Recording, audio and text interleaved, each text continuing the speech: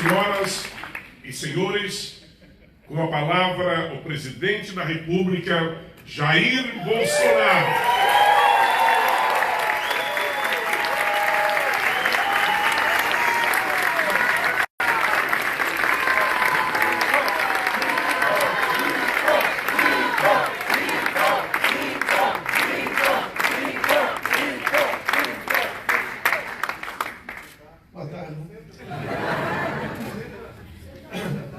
Primeiro, é uma satisfação estar aqui, entre amigos, brasileiros que trabalham e querem o bem do seu país, que respeitam essa pátria maravilhosa chamada Estados Unidos, na qual desde garoto sempre me espelhei. Já disse mais uma vez que não vou desistir. Muitas vezes eu me pergunto, o que eu estou fazendo aqui? Eu confesso que jamais esperava chegar na situação em que me encontro. Mas, para quem acredita em Deus, sabe que os milagres acontecem. Tem aqui uma gama de pessoas maravilhosas que estão ao meu lado, porque ninguém faz nada sozinho. Quero agradecer aqui o pastor Leitmar, o senhor Cássio, por meio do qual cumprimento todos aqui. O prezado Ernesto Araújo, nosso ministro das Relações Exteriores, parlamentares presentes, dois senadores, Jorginho Melo e Nelsinho Trade, dois aliados nossos no Senado brasileiro, o embaixador Nestor Foster, conhecido no Brasil, o prezado João Mendes, satisfação em reencontrá-lo. Temos aqui também, eu não vou citar que tem muita gente aqui à minha frente, o mais antigo aqui, o general Augusto Heleno.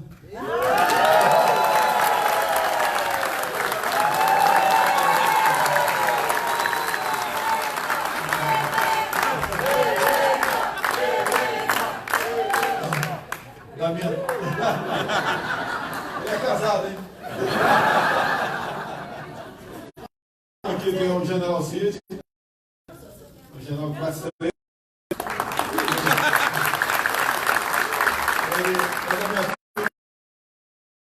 General, eu parei com o capitão para não envelhecer. Um velho colega meu aqui também, Coronel Márcio, de Engenharia, eu conheço há mais ou menos 30 anos. Eu sei que o que vocês querem é o finalmente, né? Para onde o Brasil vai? Para onde podemos chegar? E é isso. Mas deixa eu fazer uma breve introdução. Nós acreditamos em você, Bolsonaro. Isso é importante. Dia 21 agora eu entro no seleto grupo da terceira idade. Faço 65 anos. Nasci em 55. Meu nome Messias veio mais da minha mãe, né? Porque eu dei problema já no ventre e, como foi quase um milagre eu ter nascido vivo, veio o nome.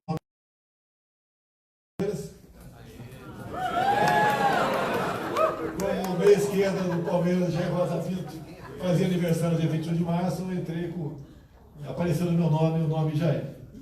Bem, entrei no Exército então com 17 anos de idade. Quando cheguei ao posto de capitão, me lancei vereador no Rio de Janeiro.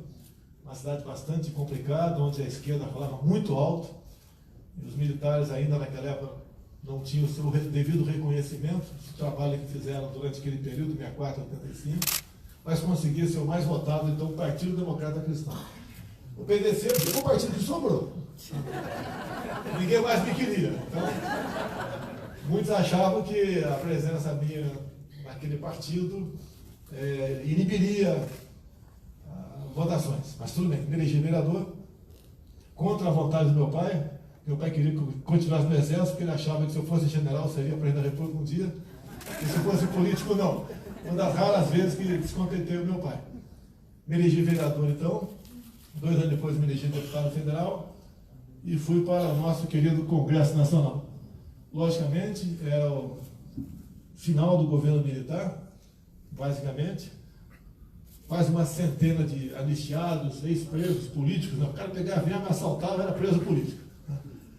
E tive uma reação muito grande dentro do parlamento. Eu passei a ser um alvo compensador nacional. Respondi quase 30 processos de cassação. Quem vê pensa, né? Pô, esse cara deve ser um bandido. Mas todos os processos, sem exceção, por ter ocupado a tribuna, por ter tido embates acalorados dentro do plenário, fora dele, com o pessoal de esquerda. Terminando o 6º mandato, me candidatei a mais uma reeleição. Isso foi em 2014. Fui o mais votado do Rio de Janeiro, quase 500 mil votos, sem gastar quase nada. E quando, logicamente, acabou o segundo turno, né, eu vi que havia sido eleita uma senhora que quer destruir a destruição agora. E daí, como eu tive uma passagem pela luta armada em 1970, na região do Vale do Rio Ribeiro, quando então Lamarca tinha feito uma base de guerrilha, e foi da minha cidade por coincidência, o exército esteve lá, eu me aproximei do exército, então comecei a conhecer o que era a luta armada, o que aqueles caras queriam naquele momento. Inclusive, um dos atos, deixa bem claro para a imprensa que costuma criticar, né? A Dilma não estava lá no Vale do Ribeiro, tá ok? A VPR, que pertencia ao Lamarca, era o mesmo grupo da Dilma Rousseff. E lá naquele momento, foi em maio de 1970, foi aprisionado pelo grupo do Lamarca o tenente Alberto Mendes Júnior, um jovem de 23 anos de idade, e foi executado a pauladas nas matas do Vale do Ribeira Mediguá. Prossegui a minha vida pública e após então, 2014, né, com a eleição de Dilma Rousseff, eu pensei comigo, né, poxa, para onde está indo o Brasil? Como é que pode essas pessoas serem eleitas, reeleitas no Brasil, se nós acabarmos 8 anos de Lula, com todas aquelas acusações já de corrupção? Chegaremos. O que esse pessoal tem feito na cabeça do povo brasileiro para convencê-los a votar neles? Se bem que sempre desconfiei do voto eletrônico nosso no Brasil. Bem, então comecei então, falei com a minha esposa que ia disputar a presidência. Isso no final de 2014. Obviamente, ela deve ter pensado com seus conhecimentos, né, muito inteirada em política, né? Mas deve ter pensado, pô, qual é desse cara aí? O cara não tem dinheiro, não tem partido político, a imprensa vive batendo nele, né, em sua maioria, onde ele quer chegar. Bem, eu estou pulando etapas para ser bastante rápido aqui. Comecei a rodar o Brasil. Adotei ao longo da campanha, né, uma máxima aqui, uma passagem bíblica, João 8,32, sobre a verdade. E também, esse lema Brasil acima de tudo, e sempre é falado nos quartéis, ela fala nos quartéis. E Deus acima de todos, foi num evento em Brasília, fui convidado por um líder religioso para falar para uma plateia, quase 20 mil pessoas na esplanada, e naquele momento ali eu tive um insight, e saquei, né, Deus acima de todos. E parece que ficou bem. Pegou muito bem. Bem, comecei a rodar o Brasil então. Uma das passagens mais fantásticas minha foi em Manacapuru, coração do Amazonas, onde umas 200 pessoas me esperavam no porto. E conversei com aquele povo pobre, lá do interior, esquecido da região amazônica. E, obviamente, quando viajava para esses locais, eu estudava, né? Qual o problema deles, o que eles gostariam de que fosse feita na tua região, caso eu fosse presidente da República. E assim foi ao longo de, acredito, uns 50, 60 passagens minhas para os mais variados locais do Brasil. A recepção era maravilhosa. Em Manaus, uma das mais importantes, talvez umas 5 mil pessoas no aeroporto, né? Fortaleza, Recife, Cuiabá, Campo Grande, Mato Grosso do Sul, Floripa, do Jorginho. Então era uma coisa fantástica. A imprensa nunca noticiou nada, zero. Às vezes o aeroporto parava por horas, a imprensa não noticiava nada. Tá certo? Afinal de contas, ela tinha seus candidatos. Tá? E para manter os seus privilégios, tinha que trabalhar por esses candidatos, não por mim, que tinha uma bandeira, já tinha uma estratégia, e tinha aquilo na cabeça, né, e externava o que gostaria de fazer quando chegasse à presidência. Chegou o fatídico meia dúzia de...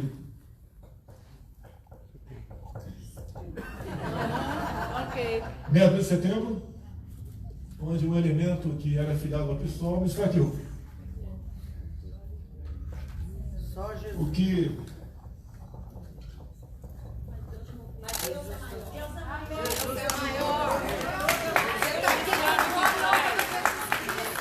me deixou vivo foi a esperança, a fé, as orações e a crença em Deus. E digo mais, não foi a facada que me elegeu. Quando cheguei em Juiz de Fora, aproximadamente 40 mil pessoas na Praça Hoffman, acho que é esse o nome da praça. Eu ainda falei para o pessoal que estava comigo naquele tempo, como já era a campanha, eu tinha a Polícia Federal ao meu lado. Falei que era a última vez que eu enfrentaria o povo daquela forma, de peito aberto. Porque eu falei, vão me matar. Infelizmente foi a última vez. Aconteceu, mas graças a Deus, por um milagre, segundo os médicos, eu sobrevivi. Minha campanha, eu acredito que, pelas provas que tenho nas minhas mãos, que vou mostrar brevemente, eu fui eleito em primeiro turno, mas no meu entender houve fraude. Tá?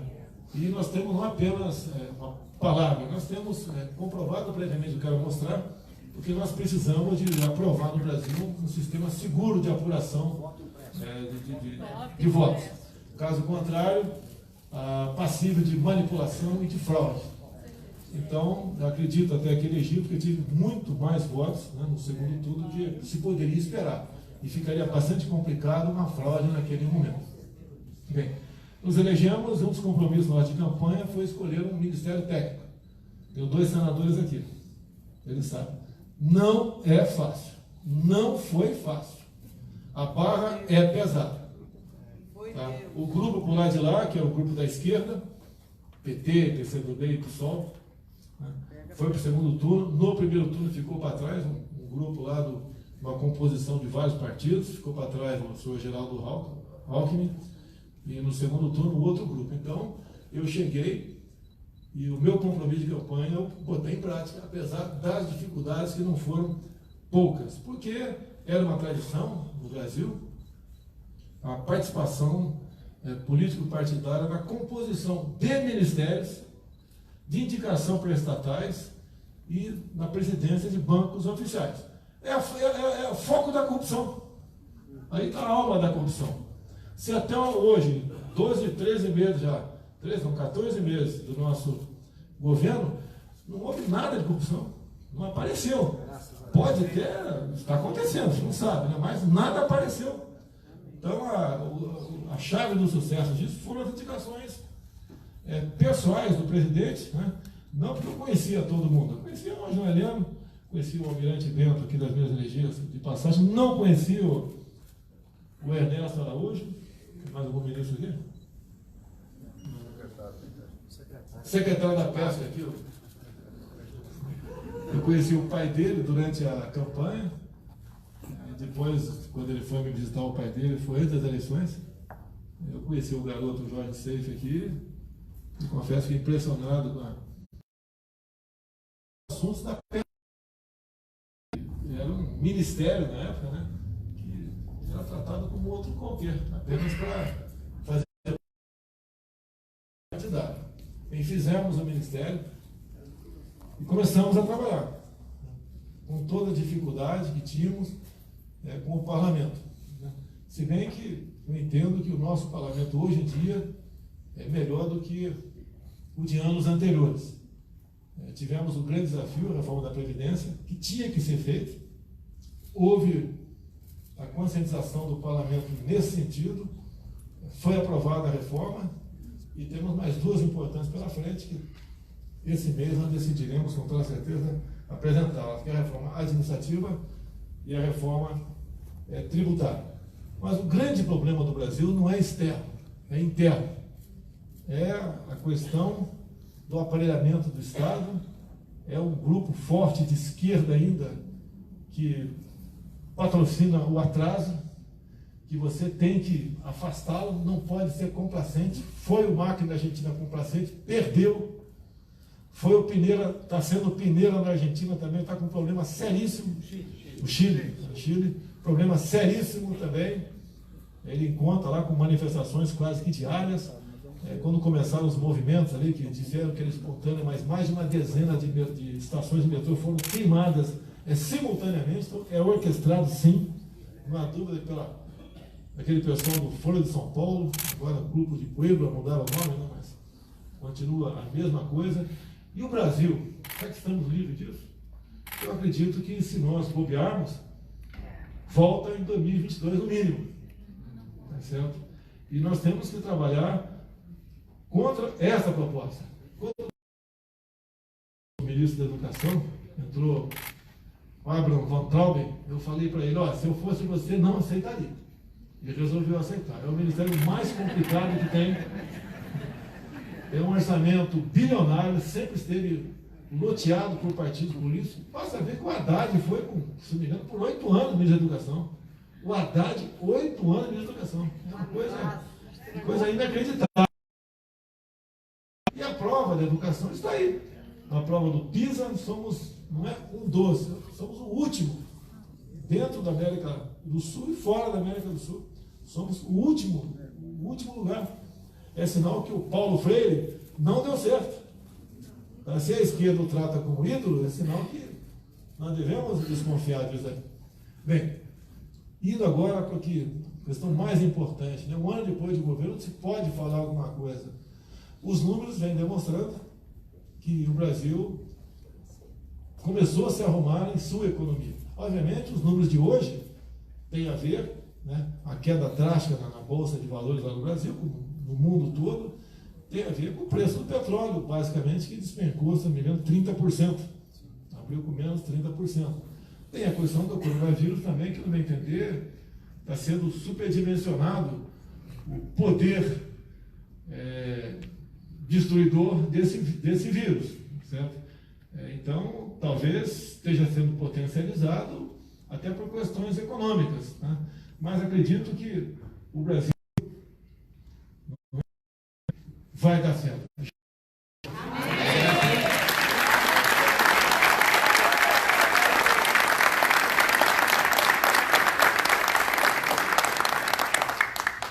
Da minha parte, a gente procura se comportar o tempo todo para evitar atritos, evitar turbulência, mas de vez em quando a gente, como ser humano, dá umas caneladas por aí.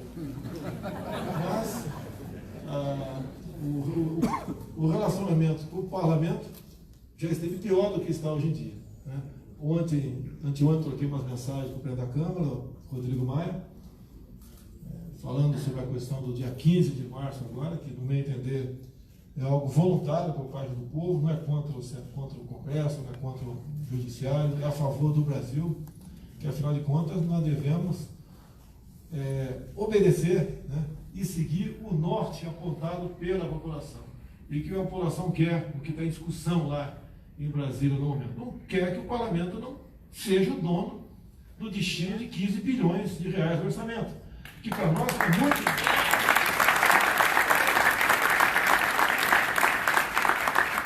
Então isso está em jogo no momento. Eu acredito ainda que até o dia 15 os presidentes da Câmara e do Senado anunciam algo no tocante a dizer que não aceitam isso, e se a proposta chamada PLN 4 tiver dúvida no tocante a ficar com eles esse recurso, para que venha destinar esse recurso para onde eles acharem melhor, e não executivo, acredito que eles possam botar até um ponto final, não um ponto final na manifestação, que ela vai haver de qualquer maneira, no meu entender, mas para mostrar que estamos sim afinados com o interesse do povo brasileiro. As minhas andanças pelo mundo, todas elas foram benéficas. Nós basicamente já recuperamos a confiança no mundo, tanto é que